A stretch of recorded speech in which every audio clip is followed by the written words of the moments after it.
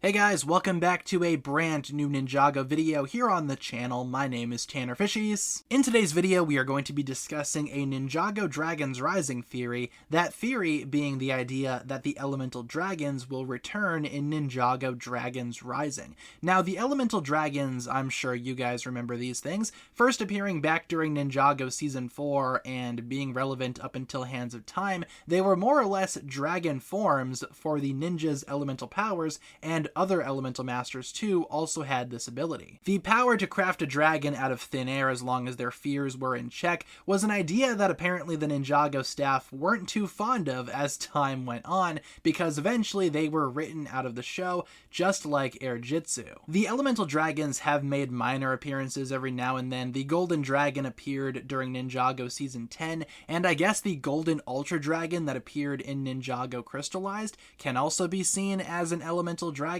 since it's literally a dragon made up of powers, but again, that one is kind of iffy. But in Ninjago Dragons Rising, with the emphasis being on dragons, maybe they could come back, and recently we got ourselves a new look at the Ninjago Dragons Rising book, Mysteries of the Merged World, which features a couple of key dragons on the cover, including Ryu, a source dragon, and a mysterious green dragon up in the top left-hand corner. What exactly is that dragon? I mentioned in a recent video how this dragon could be Lloyd's green energy dragon that we saw in the earlier Ninjago seasons, maybe coming back as a new ability for Ninjago Dragons Rising, because what other dragon could this be? Maybe a matriarch dragon, maybe some other dragon that we have yet to meet, but it doesn't really make sense how the other two dragons on the cover are crystal clear regarding what they are, Ryu and a source dragon, but this mysterious green dragon, it's not very clear what that is. Now keep in mind, this cover for the book is not final. It says right on there, cover not final, so this dragon could always be changed to a different dragon, a more recognizable dragon,